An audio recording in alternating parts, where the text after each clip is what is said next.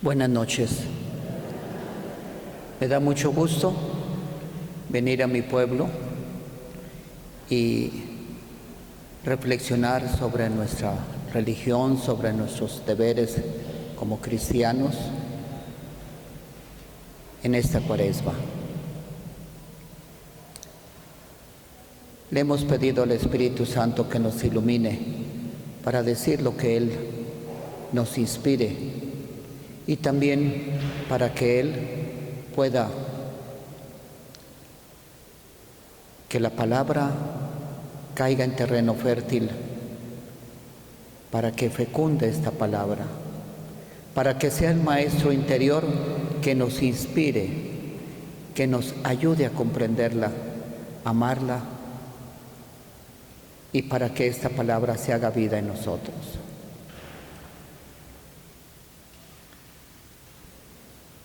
Vamos a meditar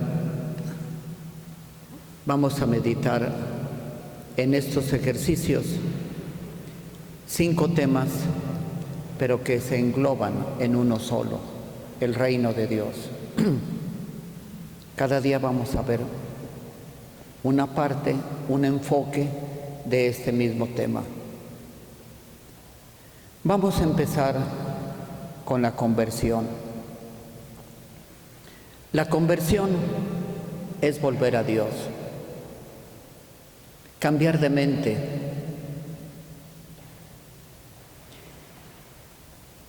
nacer de nuevo a la vida de Dios. Eso significa la conversión. Es como el hombre que trabaja en el campo, que va con la yunta y devuelve. Volver, cambiar de mente. Eso significa la conversión. La conversión no es que uno tenga la iniciativa. Es Dios quien tiene la iniciativa. Es Dios quien nos llama. Es Dios quien nos invita a cambiar. No somos nosotros. Es el buen pastor el que busca a la oveja descarriada. No es la oveja perdida la que busca al pastor. Es el buen pastor. Es iniciativa de Dios. A nosotros nos toca dejarnos encontrar, dejarnos cargar en los brazos del buen pastor para poder regresar al redil.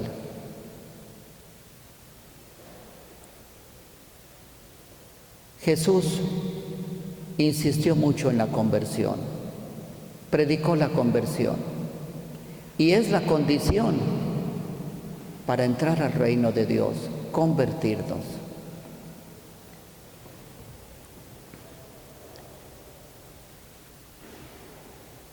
La conversión, Dios nos la inspira, Dios nos busca, Dios tiene la iniciativa, pero también es, pudiéramos decir, parte y responsabilidad nuestra también. Aceptar esa llamada, dejarnos encontrar por Dios. La conversión urge.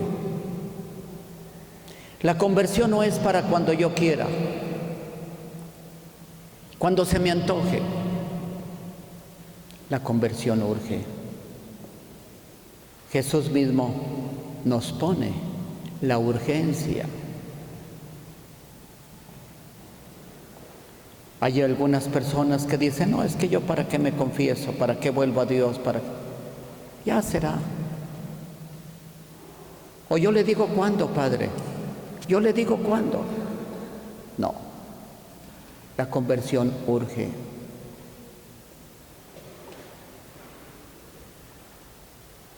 Jesús nos pone varias frases muy hermosas acerca de la conversión, que la conversión urge. Tienes el vestido de fiesta, ¿no lo tienes? Póntelo, porque si no te pueden sacar de la sala del banquete. Póntelo. ¿Cuándo? Ya. ¿Tiene aceite tu lámpara? ¿No tiene aceite? Ponle. ¿Por qué? Porque si no se van a cerrar las puertas y no vas a entrar a la boda. Póntela. ves a tu enemigo en la plaza, ponte de acuerdo. Porque si no, te van a llevar al juez y el juez al carcelero y te van a meter a la cárcel. Métete pronto, de acuerdo con tu enemigo. Hay muchas maneras como Jesús nos está invitando a la conversión. Bien, y también nos puso unas parábolas muy bonitas para la conversión, para entender lo que es el cambio. Desde luego que se trata de un cambio profundo, no un cambio periférico, superficial, no, es como quien dice volver a nacer, volver a nacer. Así de profundo es. No es nomás remozar la fachada, no, es destruir y construir el hombre nuevo. Hoy y mañana vamos a ver una parábola hermosísima acerca de la conversión. Es la llamada la parábola del hijo pródigo, que hoy más bien los estudiosos de la Biblia nos dicen que es la parábola del Padre misericordioso. Se las voy a leer.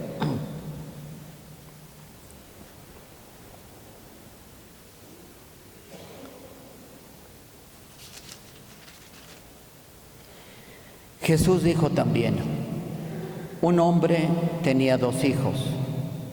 El menor de ellos dijo a su padre, Padre, dame la parte de herencia que me corresponde.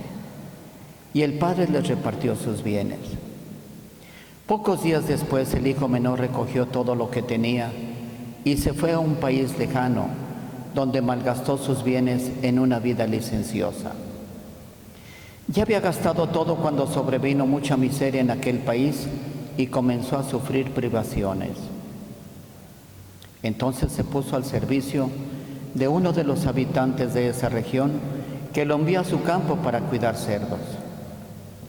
Él hubiera deseado calmar su hambre con las bellotas que comían los cerdos, pero nadie se las daba. Entonces recapacitó y dijo, ¿cuántos jornaleros en la casa de mi padre tienen pan en abundancia y yo estoy aquí muriéndome de hambre? Ahora mismo iré a la casa de mi padre y le diré, Padre, pequé contra el cielo y contra ti. Ya no merezco llamarme hijo tuyo. Trátame como uno de tus jornaleros. Entonces partió y volvió a la casa de su padre. Cuando todavía estaba lejos, su padre lo vio y se conmovió profundamente. Corrió a su encuentro, lo abrazó y lo besó. El joven le dijo, Padre, pequé contra el cielo y contra ti. No merezco llamarme hijo tuyo. Pero el padre dijo a sus servidores, pronto, traigan enseguida la mejor ropa y vístanlo. Pónganle un anillo en el dedo y sandalias en los pies. Traigan el ternero engordado y mátenlo.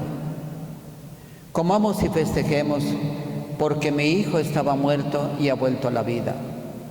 Estaba perdido y fue encontrado. Y comenzó la fiesta. El hijo mayor estaba en el campo. Al volver ya cerca de la casa, oyó la música y los coros que acompañaban la danza. Y llamando a uno de los sirvientes, le preguntó qué significaba eso. Él le respondió, tu hermano ha regresado y tu padre hizo matar el ternero engordado porque lo ha recobrado sano y salvo. Él se enojó y no quiso entrar. Su padre salió para rogarle que entrara, pero él respondió, hace tantos años que te sirvo, sin haber desobedecido jamás ni una sola de tus órdenes, y nunca me diste un cabrito para hacer una fiesta con mis amigos. Y ahora que ese hijo tuyo ha vuelto, después de haber gastado tus bienes con mujeres, haces matar para él el ternero engordado. Pero el padre le dijo, hijo mío, tú estás siempre conmigo y todo lo mío es tuyo. Es justo que haga fiesta y alegría, y hay alegría, porque tu hermano estaba muerto y ha vuelto a la vida. Estaba perdido y ha sido encontrado. Palabra del Señor. Casi siempre cuando se nos explica esta hermosísima palabra, esa parábola tan hermosa, que después de 2000 años sigue llegando al corazón y conmueve a tantas gentes. Casi siempre cuando se explica esta parábola, casi siempre se termina con la fiesta. El padre se emociona, hace una fiesta bonita, con la alegría, y dejamos en la sombra al hermano mayor.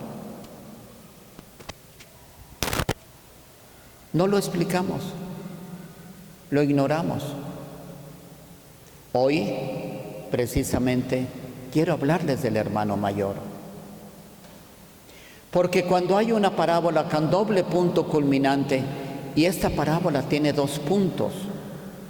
Primero el final, cuando la fiesta, la alegría del papá, cuando matan el becerro gordo, cuando hay música, fiesta.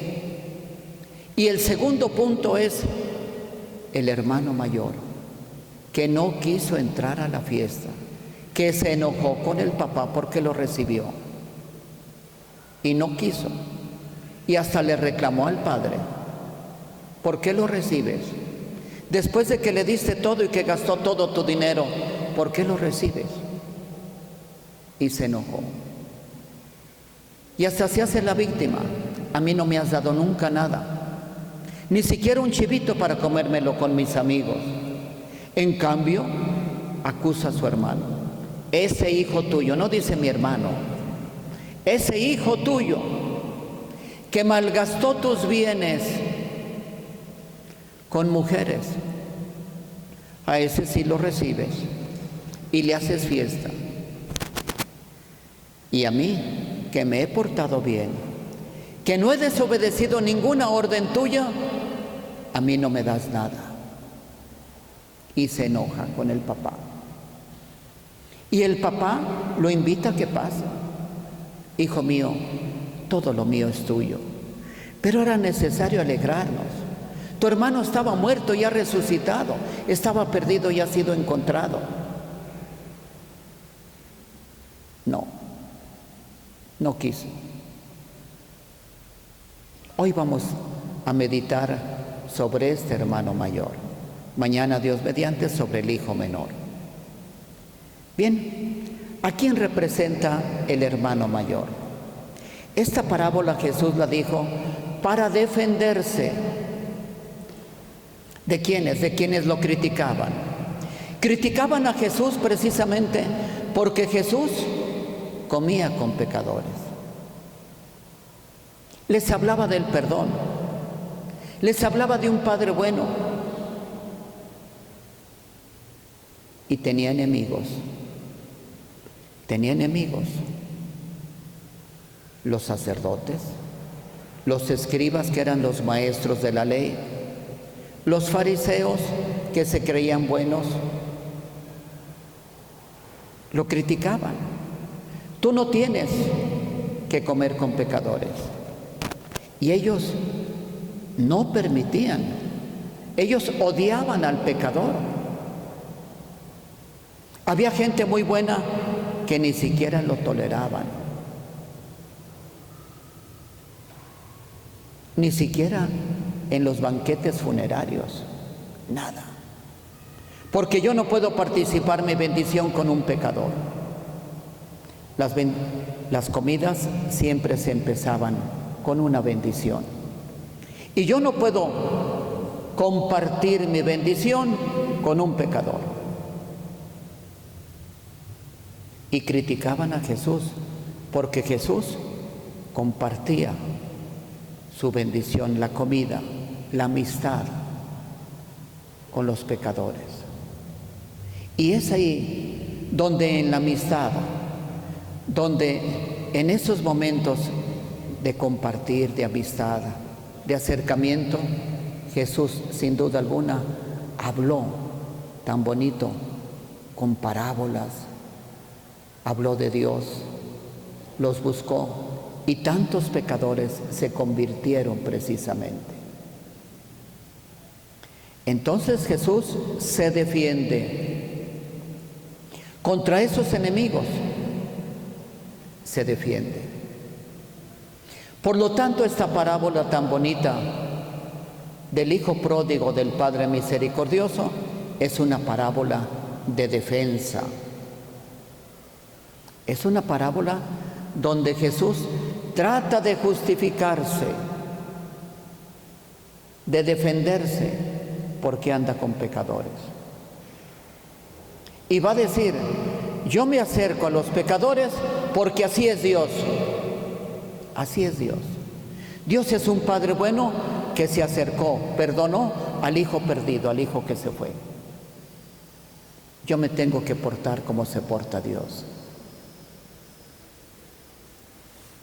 Bien. Por lo tanto, esta parábola es de defensa. Y Jesús va a decir quién es el hermano mayor. Son sus enemigos.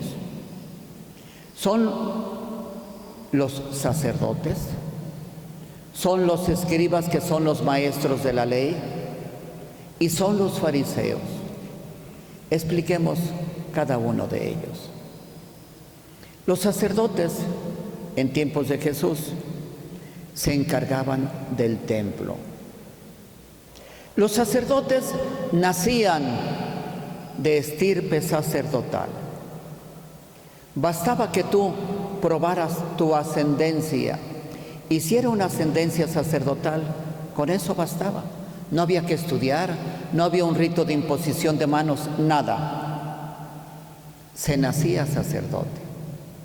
Pero también era necesario, además de tener la ascendencia sacerdotal, también era necesario que tuvieran integridad física. Integridad física, que no fueran defectuosos, que no les faltara nada, ¿verdad? Si tú probabas tu integridad física y si tú probabas tu ascendencia sacerdotal, eras sacerdote. ¿Y qué hacían los sacerdotes? Los sacerdotes se encargaban sobre todo de los sacrificios en el templo. Antes no había misa, no había. Entonces, lo que más valía para ellos y para la gente era ofrecerle algo a Dios. ¿Y qué le ofrecían? Un chivito, un cordero, un becerro. Se lo sacrificaban a Dios y se lo ofrecían. Había sacrificios donde lo quemaban todo. Yo le quiero ofrecerle a Dios un becerro y se lo voy a quemar todo, el holocausto. Otros para comunión, lo voy a matar, una parte lo ofrezco, otra me la voy a comer en su presencia. Había sacrificios de perfumes, de granos, de vino, se lo ofrecían a Dios. ¿Y quién lo ofrecía? Los sacerdotes. Por eso los sacerdotes eran muy apreciados. Por ejemplo, para la Pascua, para ofrecer a Dios el Cordero Pascual, lo tenían que llevar al templo y allí los sacerdotes lo sacrificaban. La gente no podía, la gente ordinaria. También enseñaban algunas enseñanzas divinas. También, por ejemplo, cuando un leproso sanaba, iba con los sacerdotes a que ellos revisaran si estaba sano de la lepra, por ejemplo. Los sacerdotes prescribían algunas normas de higiene, pero sobre todo, lo que más valía y lo que la gente más estimaba era los sacrificios. Muy bien. ¿Qué les reprocha Jesús a los sacerdotes? ¿Por qué los sacerdotes representan al hermano mayor que no quiso entrar a la fiesta? Que no quiso convertirse, que no amó al Padre, que odió a su hermano. ¿Por qué no amaba? ¿Por qué no tenía misericordia? ¿Cuál es el punto que Jesús les reprocha? El punto que Jesús les reprocha a los sacerdotes es precisamente aquel pasaje de la Biblia donde Jesús purifica el templo. Jesús llegó al templo, que lo amaba mucho Jesús, lo respetaba. Lo respetaba tanto que una vez un señor iba cargando cosas y para no dar vuelta atravesó como un atajo y Jesús lo regañó. La casa de Dios no es un atajo. Fíjense aún en eso. Amaba mucho y respetaba el templo. Y cuando llega Jesús, ve que están vendiendo cosas, sobre todo las grandes familias sacerdotales, que eran muy ricas. Ahí tenían la venta de animales para el sacrificio. Tú vienes desde lejos y prometiste a Dios un becerro, un cordero. En vez de traerlo 2, 3, 4, 5 días caminando hasta llegar a Jerusalén, ahí lo comprabas, era más fácil. Pues los sumos sacerdotes tenían la venta, los negocios, y luego también había un impuesto para el templo. Todos pagaban un impuesto. Y para pagar el impuesto tenían que pagarlo con dinero bendito, para que me entiendan. Con un dinero que no tuviera la efigie del emperador.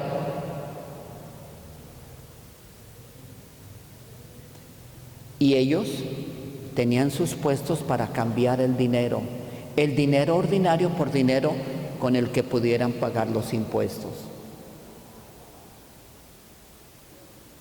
Cuando entra Jesús y ve todo eso, siente una ira santa. ¿Cómo es posible que hayan convertido el templo en una cueva de ladrones?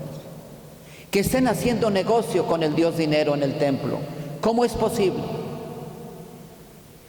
Se están enriqueciendo con el culto a Dios.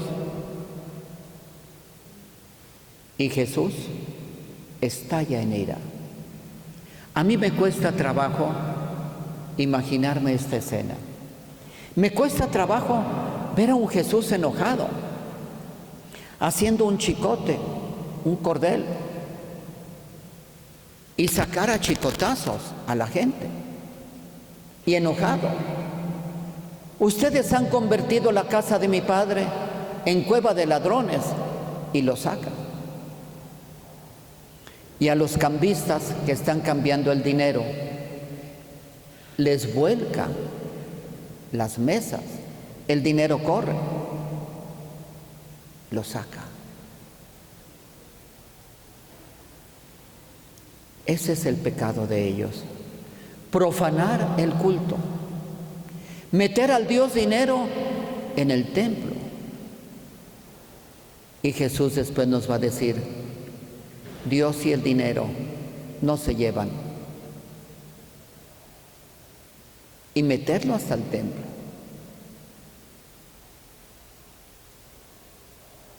Ese es el pecado de los fariseos, de los sacerdotes: profanar lo sagrado. Profanar lo sagrado. Y nosotros nos podemos preguntar si no tenemos nosotros algo también del hermano mayor.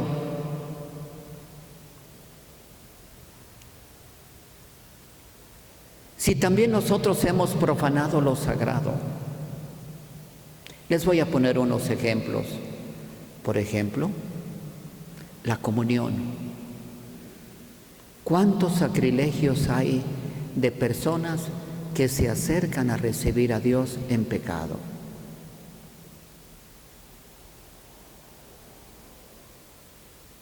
Cometen un pecado muy grave. Están profanando la Sagrada Comunión. Pero no nomás eso.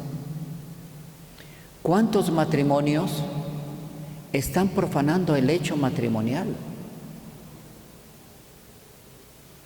Con infidelidades,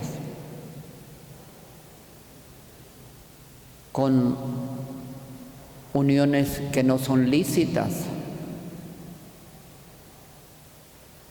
Lo están profanando. ¿Cuántos profanan la Sagrada Escritura? No interpretándola bien, burlándose de la palabra, no aceptándola, no creyendo en ella.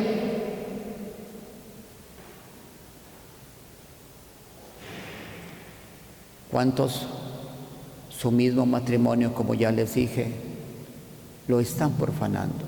El sacramento del matrimonio, con infidelidades, por ejemplo. ¿Verdad?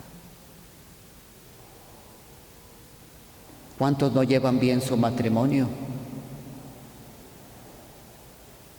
Quiere decir que están profanando algo que bendijo Dios, que es sagrado.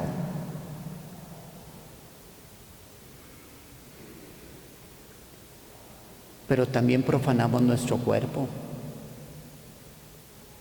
Nuestro cuerpo es un templo vivo donde está Dios. Somos templos del Espíritu Santo. Jesús mismo dijo: aquel que me ama, bajaremos y haremos en él nuestra morada, mi Padre y yo. Quiere decir que somos morada de Dios. Y qué tristeza cuando profanamos nuestro cuerpo con vicios. Qué triste ver a un hijo de Dios que fue santificado en el bautismo, verlo tirado, tomado, vomitado. El Hijo de Dios. A ti te daría vergüenza ver a un hijo tuyo ahí. Imagínate Dios, Hijo de Dios, con la vida de Dios. Ahí, una prostituta. Personas que viven en vicios. Personas que odian. Qué tristeza. Y no nomás eso. A mí me da mucha tristeza cuando veo que en bodas, en 15 años, hoy vienen adolescentes, jovencitas, profanando la dignidad y la santidad de su cuerpo. Vienen de una manera totalmente escandalosa, profanando. Qué tristeza.